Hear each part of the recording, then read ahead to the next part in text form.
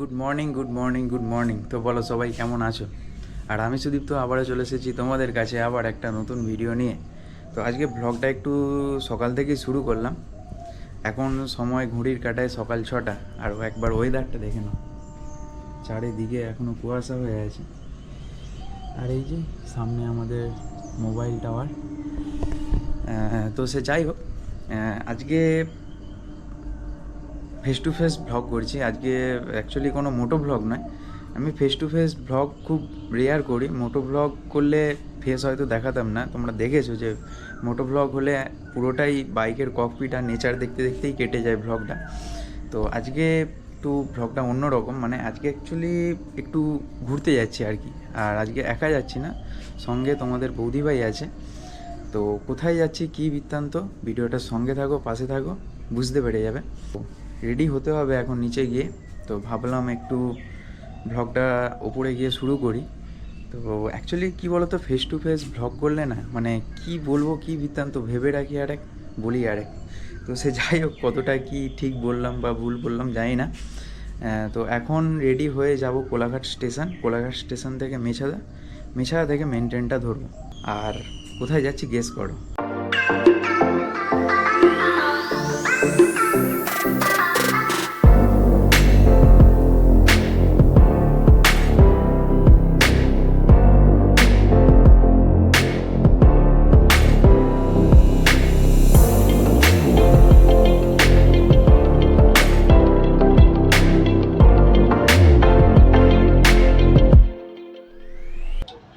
তো ফাইনালি হোটেলে এসে পৌঁছালাম অনেকক্ষণ আগে, যদিও 11টার সময় হোটেলে পৌঁছে গেছি। ভিডিওটা এখন করছি, একটু রেস্ট নিলাম। অ্যাকচুয়ালি এক্সপ্রেসে এসেছি, বাট কোনো সিট পাইনি, এত ভিড়, যেহেতু আজকে শনিবার। তো হোটেলে এসেছি, এখন যাব দীঘার সমুদ্র সৈকতে। আর হোটেলটা তোমাদেরকে দেখাচ্ছি কোথায়। সামনেই আম্বালিকা হোটেল, আম্বালিকা হোটেলের সামনেই একদম অপোজিটে দীঘা সমুদ্র সৈকত। তোমাদেরকে দেখাচ্ছি কোথায়।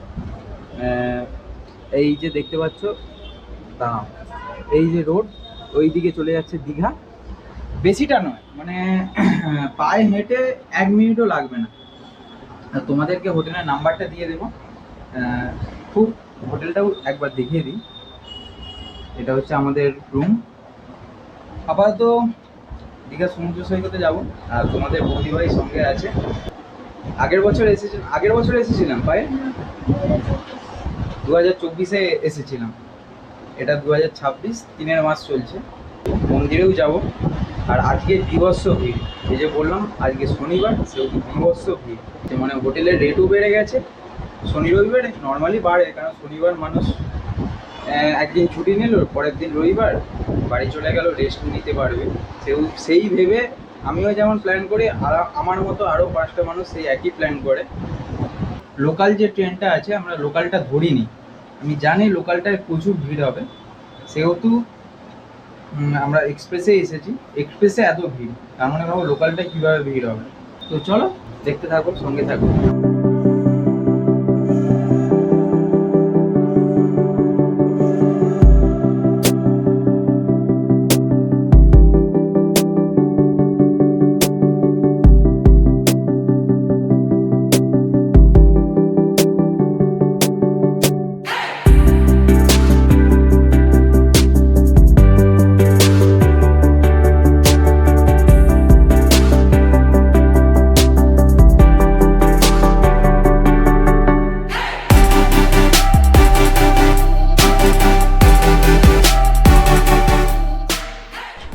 তো ব্লগটা আবার শুরু করছি।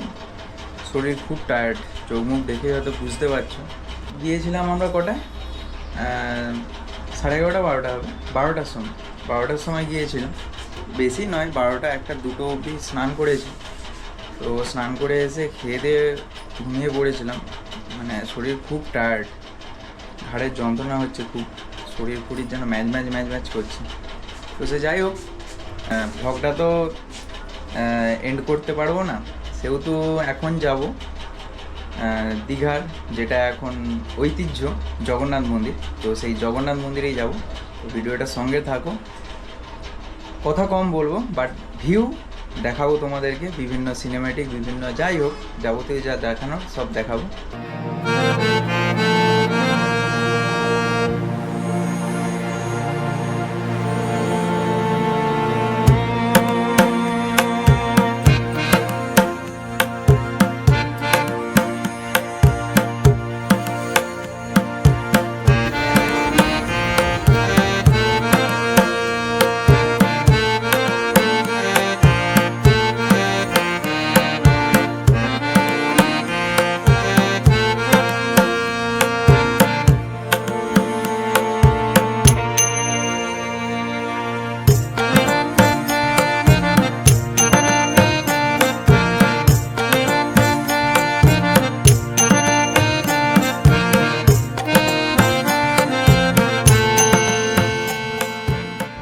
আচ্ছা, তোমাদেরকে জাস্ট একটু দেখিয়ে দিই।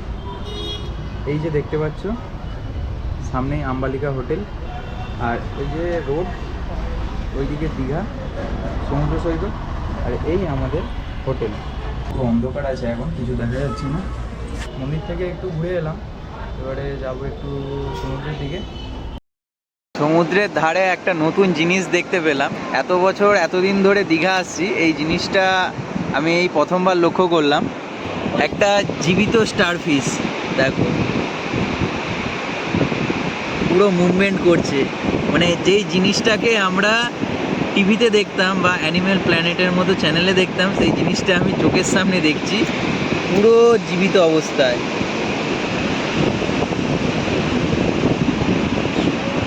ওর গায়ে হাত দেবো না, জাস্ট তোমাদেরকে দেখানোর জন্য এই জিনিসটা আমি ভিডিও রেকর্ড করছি। কে দেখালো?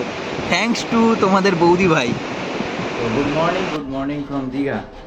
আর এখন সময় 9:15 বাজে। তো এখন রুম ছাড়তে হবে 10:30 মনে ট্রেনটা আছে। তো 9:15 বাজে, একটু সমুদ্র সৈকত যাব, সব প্যাক করে নিয়েছি। রুম এখনই ছেড়ে দেবো, 9:30 অবধি টাইম ছিল।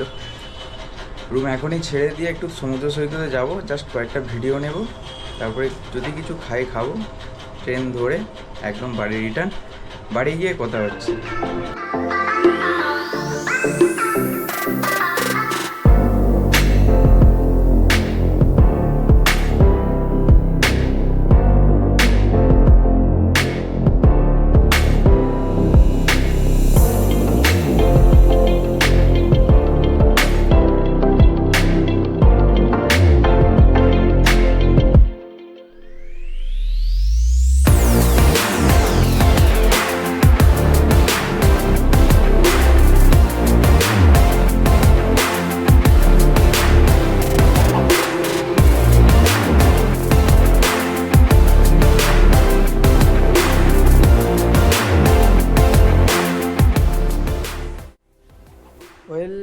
সবেমাত্র বাড়ি পৌঁছালাম, এখনও স্নান ফানও করিনি। ব্যাগ ট্যাগ রেখে ওপরে এসে যেখান থেকে ব্লগটা শুরু করেছিলাম সেইখানে এসে আবার শেষ করছি।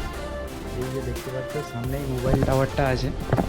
তো যাওয়ার সময় না সিট পেলেও আসার সময় সিটটা পেয়েছি, কেননা যেহেতু ওটাই লাস্ট স্টেশন, দীঘা থেকে ট্রেনটা ছাড়তো।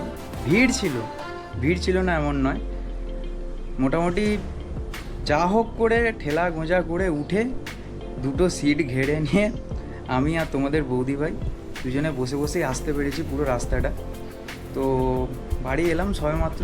আর দীঘায় এইবারে একটা জায়গা আমি স্কিপ করে গেছি, সত্যি বলতে শরীরটা একদম বোরিং লাগছিল, বিশেষ করে স্নান করে আসার পর থেকে। সেহেতু ওই জায়গাটায় যায়নি, সেটা হচ্ছে অমরাবতী পার্ক, যেটা দীঘায় এখন জগন্নাথ মন্দিরটা হয়ে যাওয়ার পরে মনে হচ্ছে পার্কটায় কম ভিড় হয়, কারণ আমি পাস করেছিলাম দুবার ওইখান দিয়ে, দেখলাম অতটা ভিড় নেই। এখন সবাই দীঘার জগন্নাথ মন্দিরটাই দেখতে যাচ্ছে। তো সে যাই হোক, ভিডিওটা আজকে এখানেই শেষ করছি। সবাই ভালো থাকবে, সুস্থ থাকবে, টাটা, গুড বাই, দেখা হচ্ছে নেক্সট ভিডিওতে।